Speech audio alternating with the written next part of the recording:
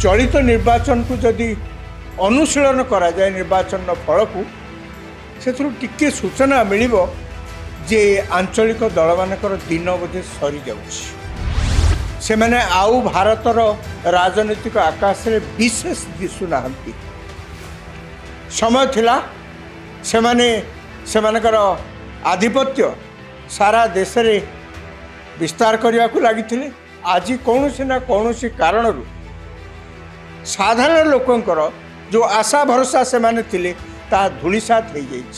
लोक मैंने को विश्वास को नौना केवल सेतिक नुहे गोटे आंचलिकता भेदभाव सृष्टि करी जो माने चलुले आंचलिक दल हिसाब से आस्ते आस्ते लोक मैंने बुझुंट जे आंचलिक प्रसंग अपेक्षा जातीय प्रसंग देशपाई बेसी आवश्यक देश को आगे नापी देश को अन्य देश सहित समकक्ष करने जो जातीय नीति बा जातीय प्रसंग जार आवश्यकता बेसी रही अनेक समय देखागला ये आंचलिक दल माने से जातीय प्रसंग को एड़े लोक मान भितर गोटे इमोशनल वातावरण सृष्टि करी सेमानकर राजनैतिक स्वार्थ को राजनैतिक स्वार्थ को से चरितार्थ करने को आरंभ कले फल लोक माने देश में जो विभेद देश जो विभेदकारी शक्ति मानकर उत्थान धीरे धीरे बढ़िया चलला आज यदि देश में आप अनुमान लक्ष्य करुवे हिंदू एवं मुसलमान मानक मध्य जो प्रकार विभेद राजनैतिक दल माने नेता माने सृष्टि कर चलती यह देश पे केबे शुभंकर नुहे एमती परिस्थिति रे लोक माने धीरे धीरे आंचलिक दल उपरू से आस्था दूरे नौचंती सद्य समाप्त 5टी विधानसभा निर्वाचन ने अनेक चांचल्यकर तथ्य सामना को आसी प्रथम वामपंथी मानकर शेष गढ़ केरल धूलिसात होइछि भारत वर्षर आउ कौन सी राज्य रे वर्तमान सुधा वामपंथी मानकर सरकार बाक हाथ में आ क्षमता नहीं केरल थिला शेष गढ़ ताहा ए निर्वाचन में धूलिसात होइछि ए निर्वाचन में आहरी कौन चमकप्रद घटना घटी 3टी राज्य रे जो आंचलिक दल माने सरकार रे थिले केरल वामपंथी मेंट को मिसई से सबु मध्य निर्वाचन में परास्त होइचंती पश्चिमबंग रे तृणमूल कांग्रेस ये गोटे आंचलिक दल तमिलनाडु रे डीएमके ये मध्य गोटे आंचलिक दल एवं केरल रे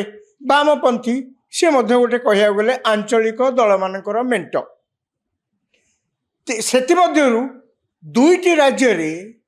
दुई जन मुख्यमंत्री निजे निर्वाचन में हारी जाइछंती ममता बनर्जी पश्चिमबंग रे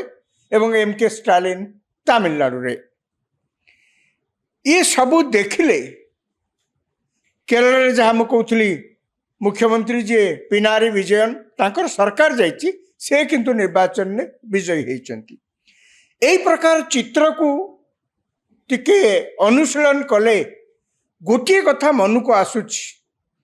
जे भारत वर्ष रे दिने आंचलिक दल माने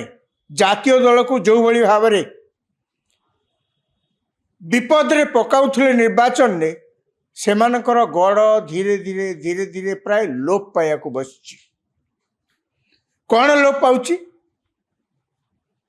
भारतर मानचित्र को थे आखिरे पकईले राजनैतिक मानचित्र को आखिरे पकईले देखा जे देश स्वाधीनता पाइला बेलू किछि किछि आंचलिक दल कोठी कोठी मुंड टेकुतिले किंतु प्रथम निर्वाचन बेलू 1950 मसीहा बेलू सेतलक आंचलिक दल माने धीरे धीरे आगकू बढ़िबा आरंभ हैला सेमानकर काया वृद्धि करबा सेमाने आरंभ कले ए आंचलिक दल माने कौ कारण सब सृष्टि होते ये आंचलिक दल मानकर किसी जातीय नीति आधार नथिला सेमानकर जो जो नीति रे सेमाने सब आंचलिक दल माने सृष्टि होते तार मूल मंत्र सब प्राय थिला धर्म भाषा संस्कृति एवं केन्द्रर अवहेला ये गोटे मुख्य प्रसंग रे जार आधार रे यही आंचलिक दल गुड़िक सब सृष्टि होता क्रमे देखा जाउछि क्रमे देखागला ସେମାନେ ଯେତେବେଳେ 47 ମସିହା ବେଳକୁ ହେଇଥିଲେ 1950 ମସିହା ବେଳକୁ ଆଉ ଟିକେ ଆଗକୁ ଗଲେ ପ୍ରଥମେ ଯେଉଁ ଯେଉଁ ଆଞ୍ଚଳିକ ଦଳ ଯାହା ଯାହା ସବୁ ଦେଖାଯାଉଥିଲା ଶିରୋମଣି ଅକାଳୀ ଦଳ ପଞ୍ଜାବରେ ଡିଏମ୍କେ ତାମିଲନାଡୁରେ ଏଇସବୁ ଦଳମାନେ ସମ୍ମୁଖରେ ଆସିକରି ଆଞ୍ଚଳିକ ଦଳମାନେ ଆସ୍ତେ ଆସ୍ତେ ସେମାନେ ନିର୍ବାଚନ ପ୍ରକ୍ରିୟାରେ ଭାଗ ନେବାକୁ ଆରମ୍ଭ କଲେ। ଯାହା ମୁଁ କହୁଥିଲି ଏ ଆଞ୍ଚଳିକ ଦଳମାନେ ଧର୍ମ ସଂସ୍କୃତି ଭାଷା କେନ୍ଦ୍ର ଅବହେଳା ଏଇଭଳି ଭାବରେ ସେମାନେ ଏହି କାରଣକୁ ଆଧାର କରି ସେମାନେ ସବୁ ସୃଷ୍ଟି ହେଇଥିଲେ। ସେହି ସମୟରେ ଦେଖିଲେ ଲଗାତାର ଭାବରେ କେ ଅନେକ ବର୍ଷ ଧରିକିରି ଭାରତର ରାଜନୈତିକ ସ୍ଥିତି ଉପରେ ସବୁଠୁ ବେଶୀ ଯଦି କବ୍ଜା କିଏ କରିଥିଲା ସେ ହେଉଛି କଂଗ୍ରେସ ଦଳ। କଂଗ୍ରେସ ଦଳର ଲୋକପ୍ରିୟତା ସେତେବେଳେ ବହୁତ ଥିଲା। ଦେଶର ସ୍ୱାଧୀନତା ଆନ୍ଦୋଳନରେ କହିବାକୁ ଗଲେ ଏଇ ଗୋଟିଏ ରାଜନୈତିକ ଦଳ ଯାହାକୁ ସାରା ଦେଶର ଲୋକମାନେ ଚିହ୍ନିଥିଲେ। କିନ୍ତୁ କାଳକ୍ରମେ ଦେଖାଗଲା ଦେଶ ସ୍ୱାଧୀନତା ପାଇଲା ପରେ ଏବଂ ଭାରତ ଯେତେବେଳେ ସ୍ୱାଧୀନ ଭାରତ ଆସ୍ତେ ଆସ୍ତେ ଗତି କରିବାକୁ ଆରମ୍ଭ କଲା ସେତେବେଳେ ଏଇସବୁ ପ୍ରକାର ଅଭିଯୋଗ ନାନା ଅଭିଯୋଗ କେନ୍ଦ୍ର ସରକାରଙ୍କ ବିରୁଦ୍ଧରେ ହେଇ ନାନା ପ୍ରକାର ଆଞ୍ଚଳିକ ଦଳ ସବୁ ମଧ୍ୟ ଜନ୍ମ ନେଲେ। ଆଜିକା ଦିନରେ ଦେଖନ୍ତୁ ଯାହା ମୁଁ କହିଲି ଚଳିତ ନିର୍ବାଚନକୁ ଯଦି ଅନୁଶୀଳନ କରାଯାଏ ନିର୍ବାଚନର ଫଳକୁ ସେଥିରୁ ଟିକେ ସୂଚନା ମିଳିବ ଯେ ଆଞ୍ଚଳିକ ଦଳମାନଙ୍କର ଦିନ ବୋଧେ ସରିଯାଉଛି। ସେମାନେ ଆଉ ଭାରତର ରାଜନୈତିକ ଆକାଶରେ ବିଶେଷ ଦିଶୁନାହାନ୍ତି। ସମୟ ଥିଲା ସେମାନେ ସେମାନଙ୍କର ଆଧିପତ୍ୟ ସାରା ଦେଶରେ ବିସ୍ତାର କରିବାକୁ ଲାଗିଥିଲେ। ଆଜି କୌଣସି ନା କୌଣସି କାରଣରୁ ସାଧାରଣ ଲୋକଙ୍କର ଯେଉଁ ଆଶା ଭରସା ସେମାନେ ଥିଲେ ତାହା ଧୂଳିସାତ ହେଇଯାଇଛି। ଲୋକମାନେ ଆଉ ସେମାନଙ୍କୁ ବିଶ୍ୱାସକୁ ନେଉନାହାନ୍ତି। କେବଳ ସେତିକି ନୁହେଁ ଗୋଟେ ଆଞ୍ଚଳିକତା ଭେଦଭାବ ସୃଷ୍ଟି କରି ଯେଉଁମାନେ ଚାଲୁଥିଲେ ଆଞ୍ଚଳିକ ଦଳ ହିସାବରେ ସେତେବେଳେ ଏବେ ଆସ୍ତେ ଆସ୍ତେ ଲୋକମାନେ ବୁଝୁଛନ୍ତି ଯେ ଆଞ୍ଚଳିକ ପ୍ରସଙ୍ଗ ଅପେକ୍ଷା ଜାତୀୟ ପ୍ରସଙ୍ଗ ଦେଶ ପାଇଁ ବେଶୀ ଆବଶ୍ୟକ। ଆଞ୍ଚଳିକ ପ୍ରସଙ୍ଗର ନିଶ୍ଚିତ ଭାବରେ ପ୍ରାଧାନ୍ୟ ରହିଛି। ଆଞ୍ଚଳିକ ପ୍ରସଙ୍ଗର ନିଶ୍ଚିତ ଭାବେ ଆବଶ୍ୟକତା ରହିଛି। ଏକଥା ନୁହେଁ ଯେ ଆଞ୍ଚଳିକ ପ୍ରସଙ୍ଗ ଜାତୀୟ ପ୍ରସଙ୍ଗ ତଳେ ତା ସମ୍ପୂର୍ଣ୍ଣ ରୂପେ ଗୌଣ ହୋଇଯାଇଛି। କିନ୍ତୁ ଜାତୀୟ ବା ଦେଶର ସୁରକ୍ଷା ଦୃଷ୍ଟିରୁ ଦେଶକୁ ଆଗେଇ ନେବା ପାଇଁ ଦେଶକୁ ଅନ୍ୟ ଦେଶ ସହିତ ସମକକ୍ଷ କରିବା ପାଇଁ ଯେଉଁ ଜାତୀୟ ନୀତି ବା ଜାତୀୟ ପ୍ରସଙ୍ଗ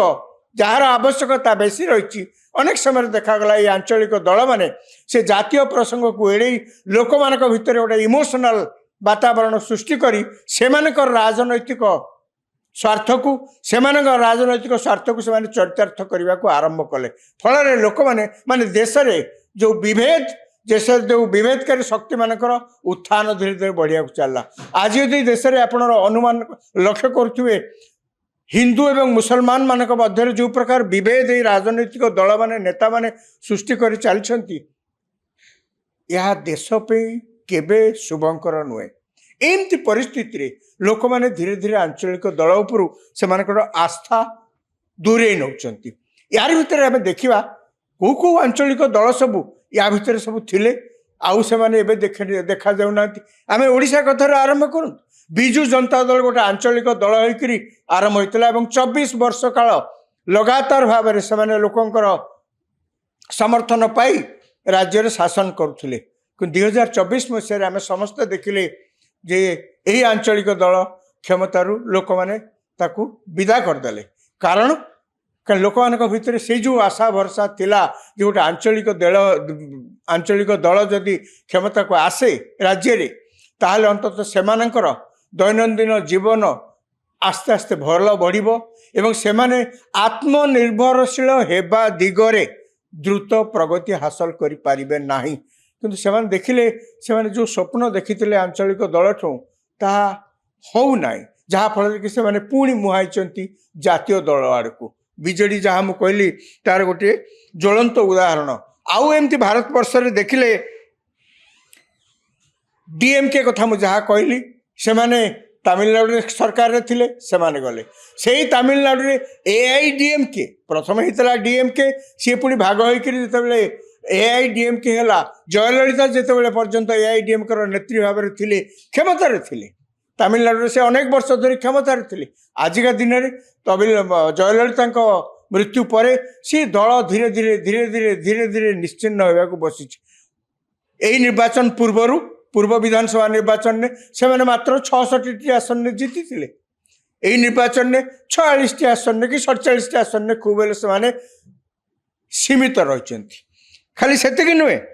तृणमूल कांग्रेस कथा आम देखिले 2011 मसीह वामपंथी मान क्षमताच्युत करी ममता बनर्जी तृणमूल कांग्रेस जो तृणमूल कांग्रेस रिजनल दल क्षमता को आसला 2011 रु आज पर्यंत 2026 जाके से कह गले निरंकुश शासन करुले पश्चिमबंग में लोक मान प्रति कथार लोक मान भितर जो इमोशनल वातावरण सृष्टि करुले हिंदू मुस्लिम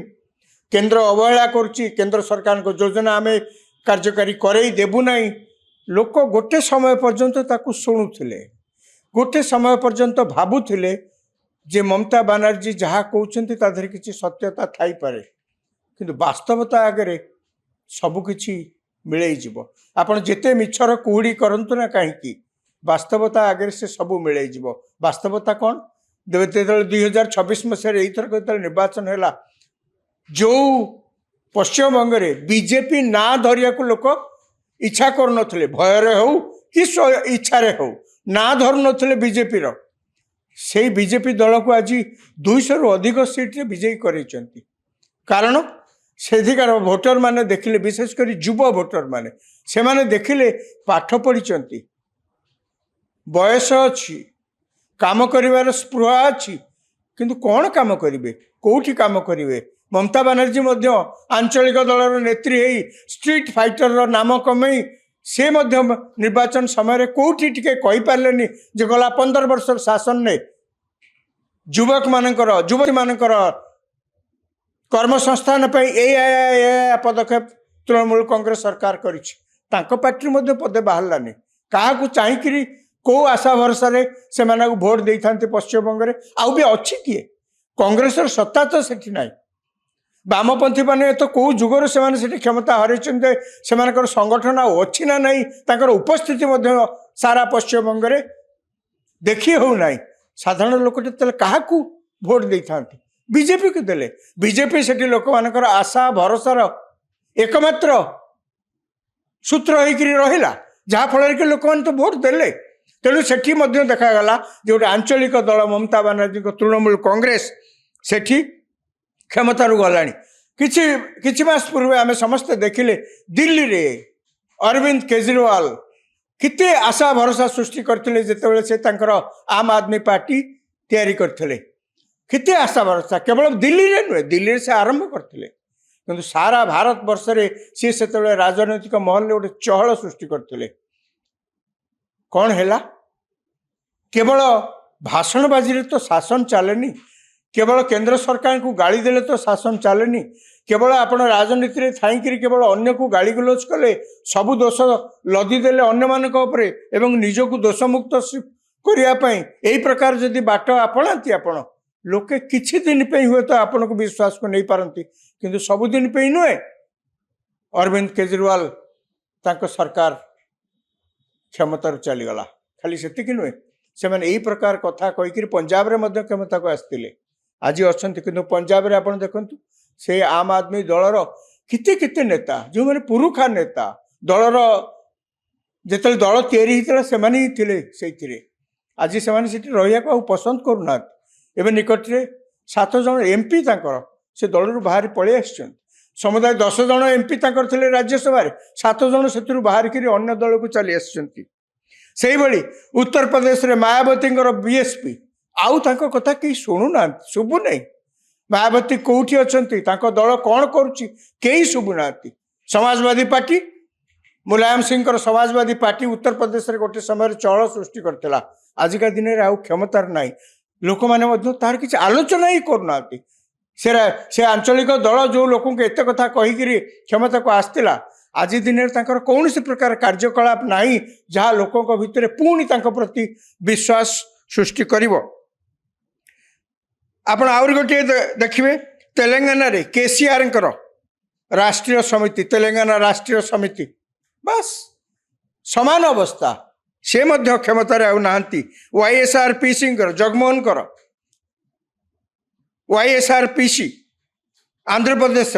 से मध्य आउ क्षमतार नहीं से भली भाव में जनता दल SD देवगौड़ा सी किसी दिन कर्णाटक गोटे प्रकार कह गले प्रभाव देखा जाउथला आजिका दिन रे से कौटी नहांती RJD बिहार रे एवं बिहार नीतीश कुमार को JDU नीतीश कुमार एते बड़ नेता लोकों भितर एते आस्था आशा भरोसा से सृष्टि करि पारंती एवं तांको नारे कौनसी प्रकार मध्य दुर्नीतिर छाप नहीं तांको ठेई कालीमा टिके हेले भी लागिनी कहया गले तांकर JDU बहुत दिन धरी क्षमतार थिले आजिका दिन रे से हुए तो NDA मेंटरे थाई पारंती किंतु आजिका दिन रे एकथा स्वीकार करिया को हेबो जे नीतीश कुमार JDU तार बार्गेनिंग पावर हरई बसी ए सबू भितर भारत मानचित्र ए मुंडरू से मुंड जदि आखि पकई दिया जाए तार राजनैतिक मानचित्र रे देखा जिवो जे यही आंचलिक दल माने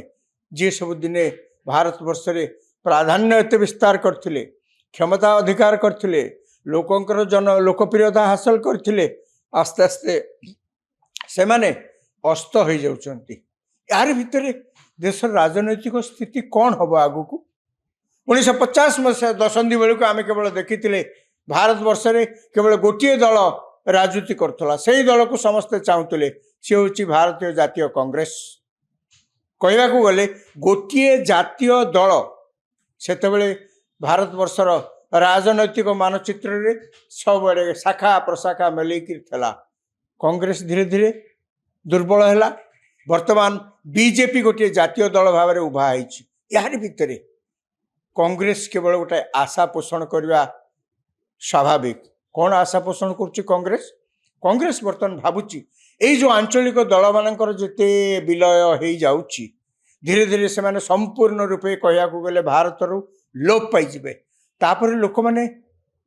क्या खोजे भोट देवाई बीजेपी बा कांग्रेस आउ तो कई दल रही बीजेपी अच्छी जदि बीजेपी रु मुह फेरांती ताले से माने कांग्रेस को भोट देवे कांग्रेस यही आशा यही स्वप्न रे वर्तमान बंचिया को चेष्टा करुच्ची जो मैंने कहते जे कांग्रेस रो भविष्य तो अंधकार कांग्रेस को आउ लोक भूली गले किंतु कांग्रेस रो नेता माने कहते आउ भूली जिबे नहीं से दिन आसुची जेतेबेले आमे 1950 दशंधिर जो अवस्था आमर थिला लोक माने आमको ही चाहूले से अवस्था पुणी फेरी आसुची जेतेबेले लोक माने खोजी बसिबे बीजेपी को भोट न दे आउ क्या दे हबो कि सेतबेले तांको सम्मुखें आउ आंचलिक दल कहीं नथिबे जदि गोटे दल थिबो जहाको से माने पसंद करिवे बा पसंद करिया को बाध्य हेबे से होची कांग्रेस दल देखिबा ए स्वप्न चरितार्थ होउची कि नहीं कांग्रेस पाई आमे देखिबा भारतर मानचित्र राजनैतिक मानचित्र आकार प्रकार बदली बदली को अवस्था जाकर पहुँच आमको से पर्यंत टिके अपेक्षा करिया पड़िबो।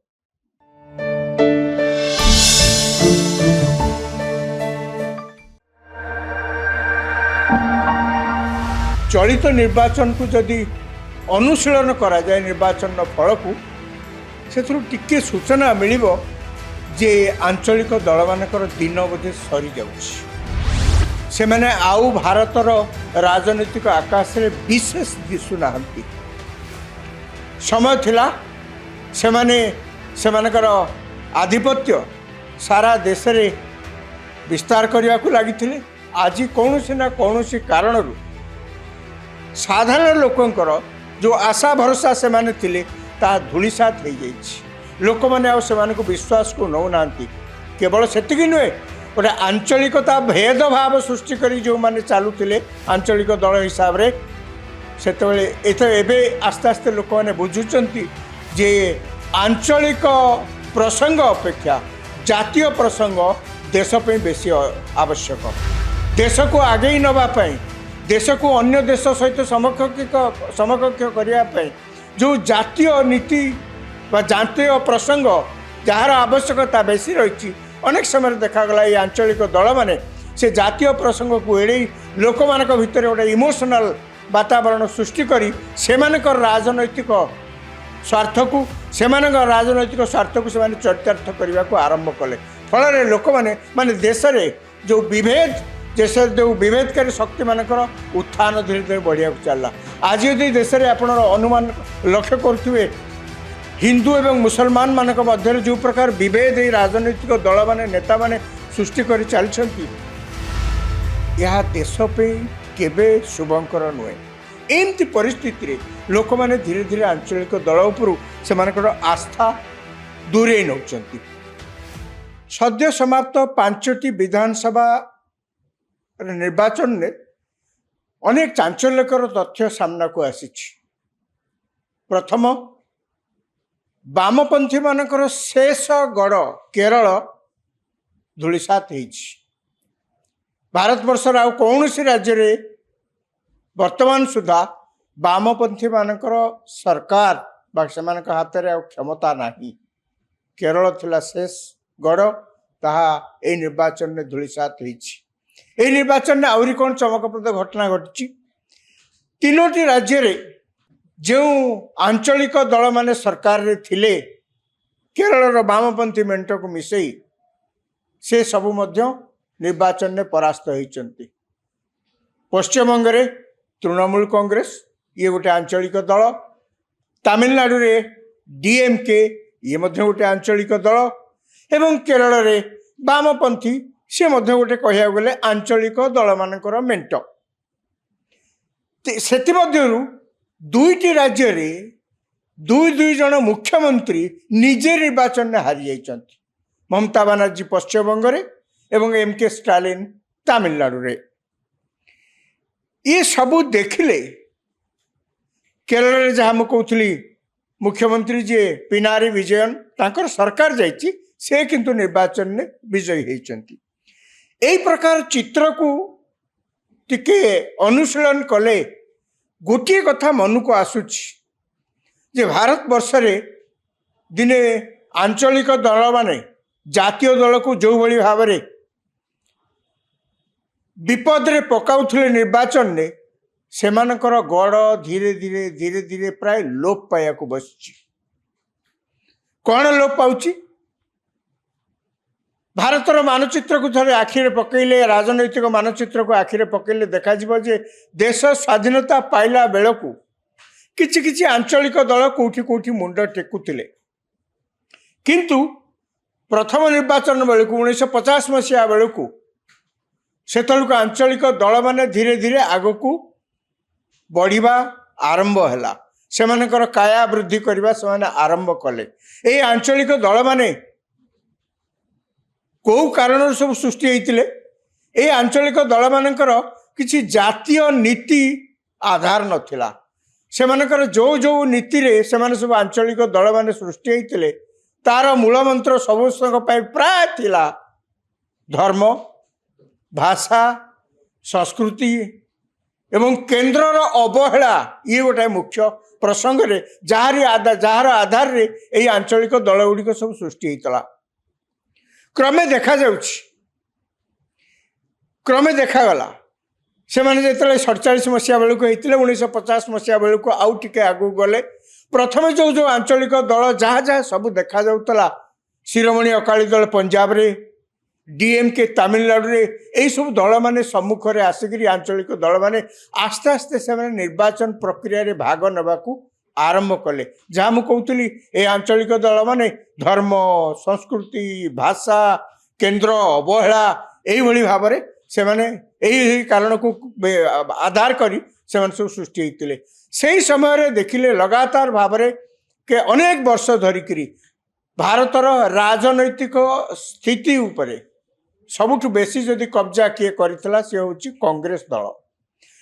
दल लोकप्रियता से बहुत थिला देशर स्वाधीनता आंदोलन में कह गले गोटे राजनैतिक दल जहाँ को धारा देश लोक मैंने चिन्ही किंतु कालक्रमे देखागला देश स्वाधीनता पाइला परे एवं भारत जो स्वाधीन भारत आस्ते आस्ते गति करने को आरंभ कला से यही सब प्रकार अभियोग नाना अभियोग केंद्र सरकार को विरोध में नाना प्रकार आंचलिक दल सब जन्म नेले। आजिका दिन में देखु जहाँ मुझे कहली चलित निर्वाचन को जदि अनुशीलन करा जाए निर्वाचन फल को से टिके सूचना मिल जे आंचलिक दल मानकर दिन बोधे सरी जाउछि। से माने आउ भारतर राजनीतिक आकाश रे विशेष दिशु नाहंती। समय थिला से माने सेमानकर आधिपत्य सारा देश रे विस्तार करने को लगी। आज कौन ना कौन कारण साधारण लोकंकर जो आशा भरोसा से माने थिले ता धूलिसात हो जाइए। लोक मैंने को विश्वास को नौ ना केवल सेतिकी नुहे गोटे आंचलिकता भेदभाव सृष्टि कर जो मैंने चलुले आंचलिक दल हिसाब से आस्ते आस्ते लोक मैंने बुझुंट जे आंचलिक प्रसंग अपेक्षा जातीय प्रसंग देशपाई बेसी आवश्यक। आंचलिक प्रसंगर निश्चित भाव में प्राधान्य रही। आंचलिक प्रसंगर निश्चित भाव आवश्यकता रही। एक नुहे जे आंचलिक प्रसंग जातीय प्रसंग तले संपूर्ण रूपे गौण हो जाए।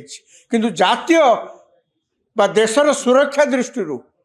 देश को आगे नवापाई देश को अन्य देश सहित समकक्ष करने जो जातीय नीति बा जातीय प्रसंग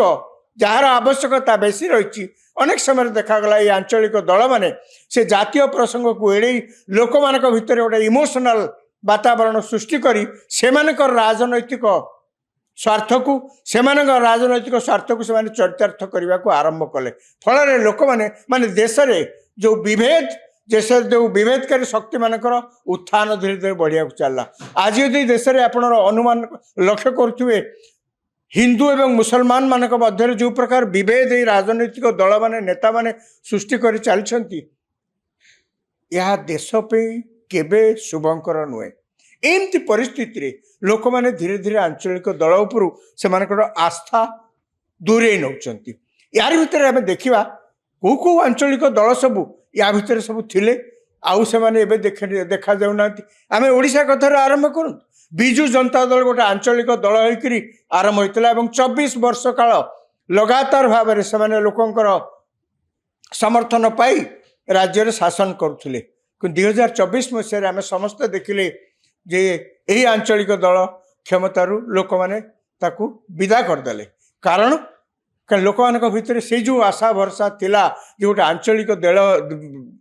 दल जदि क्षमता को आसे राज्य रे ताहले अंततः सेमानंकर दैनंदिन जीवन आस्ते आस्ते भल बढ़िबो एवं सेमाने आत्मनिर्भरशील हेबा दिगरे द्रुत प्रगति हासिल करि पारिबे नाही। किंतु सेमाने देखिले सेमाने जो स्वप्न देखिथिले आंचलिक दल ठो ताहा हो नाही जहा फल कि सेमाने पुणी मुहाइचंती जातीय दल आड़कू। बीजेडी जहाँ मु कहली तार गोटे ज्वलंत उदाहरण आउ एमती भारत वर्ष रे देखिले डीएमके कथा मुझे जहाँ कहली से माने तमिलनाडु सरकार रे थिले से माने गले से तमिलनाडु रे एआईडीएमके प्रथम होता डीएमके सी पुणी भाग होकर एआईडीएमके है जयललिता जिते पर्यंत एआईडीएमके नेत्री भाव में थिले क्षमतार थिले तमिलनाडु से अनेक वर्ष धरी क्षमतार थिले। आजिका दिन में जयललिता मृत्यु पर सी दल धीरे धीरे धीरे धीरे धीरे धीरे निश्चिन्न होगा बसी।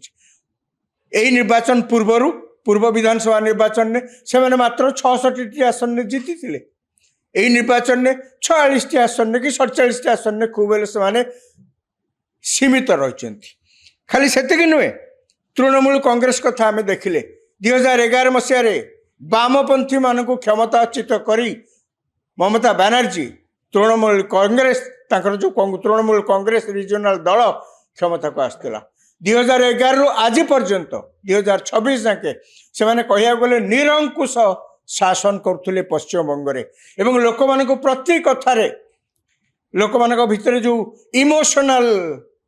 वातावरण सृष्टि करुले हिंदू मुस्लिम केंद्र अवहेला करुच्ची केंद्र सरकार को योजना आम कार्यकारी करई देबू नहीं लोक गोटे समय पर्यंत ताकू शुणुले गोटे समय पर्यंत भावुले जे ममता बनर्जी जहाँ कहते किसी सत्यता थाई पारे किंतु वास्तवता आगे सबकिछि ମିଳେଇଯିବ। ଆପଣ ଯେତେ ମିଛର କୁହୁଡ଼ି କରନ୍ତୁ ନା କାହିଁକି, ବାସ୍ତବତା ଆଗରେ ସେ ସବୁ ମିଳେଇଯିବ। ବାସ୍ତବତା କ'ଣ? ଯେତେବେଳେ 2026 ମସିହାରେ ଏଇଥରକ ଯେତେବେଳେ ନିର୍ବାଚନ ହେଲା, ଯେଉଁ ପଶ୍ଚିମବଙ୍ଗରେ ବିଜେପି ନାଁ ଧରିବାକୁ ଲୋକ ଇଚ୍ଛା କରୁନଥିଲେ, ଭୟରେ ହଉ କି ଇଚ୍ଛାରେ ହଉ ନାଁ ଧରୁନଥିଲେ ବିଜେପିର, ସେଇ ବିଜେପି ଦଳକୁ ଆଜି 200ରୁ ଅଧିକ ସିଟ୍ରେ ବିଜୟୀ କରାଇଛନ୍ତି। କାରଣ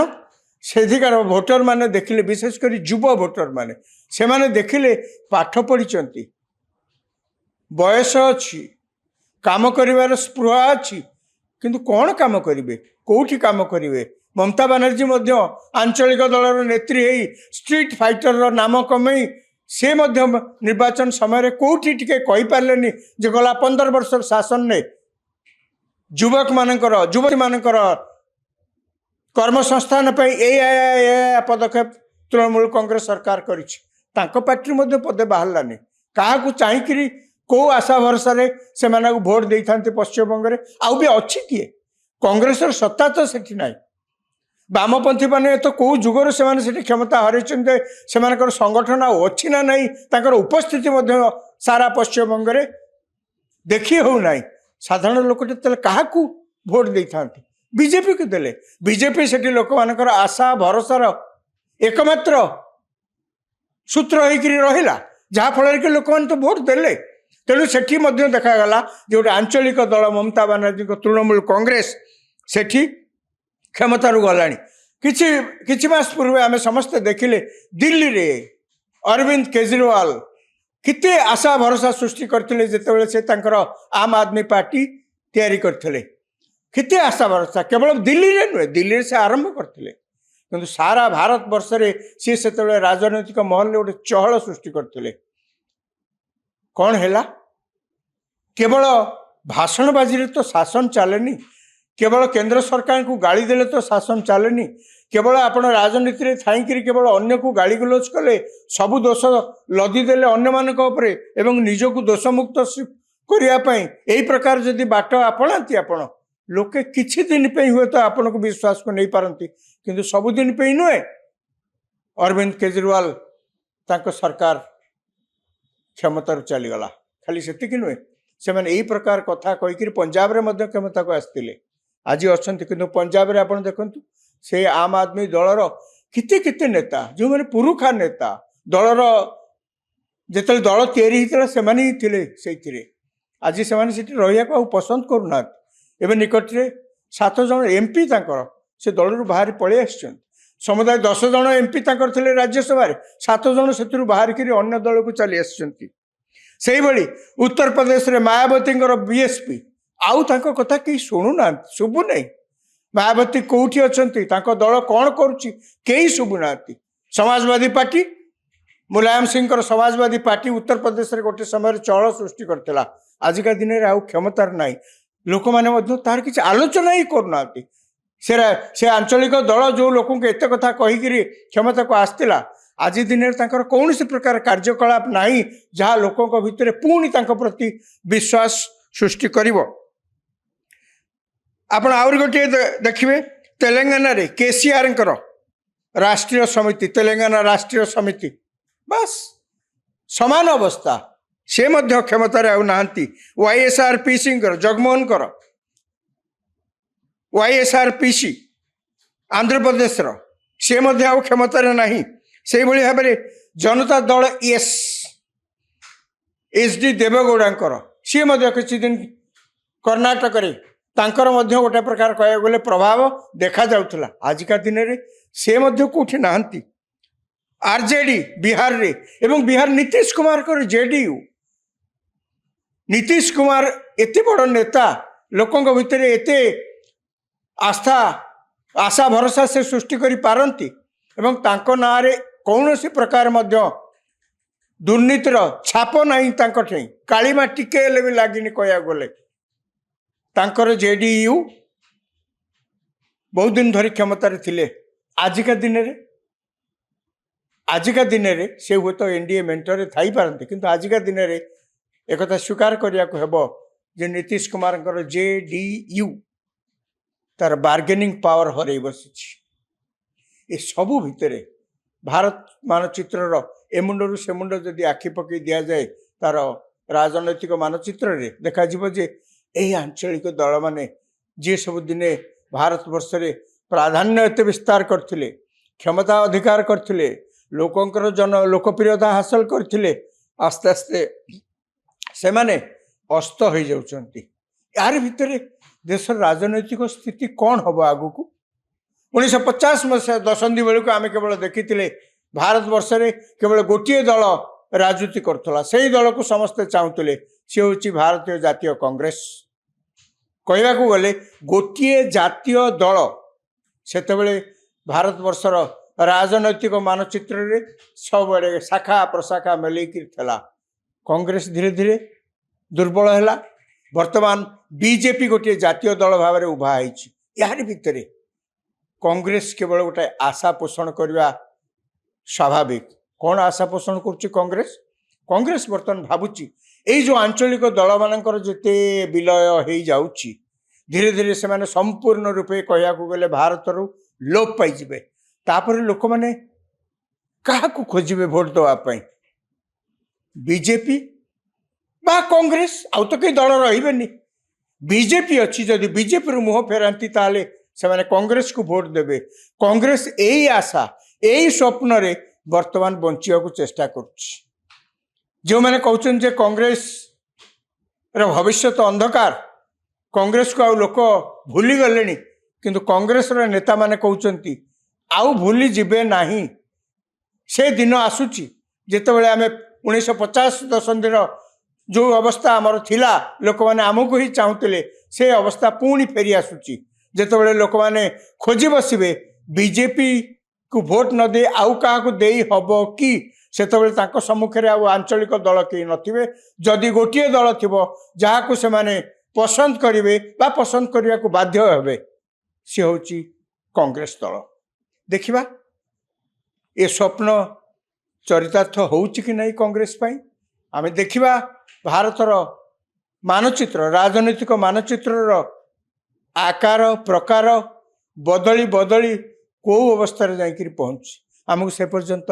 ଟିକେ ଅପେକ୍ଷା କରିବାକୁ ପଡ଼ିବ।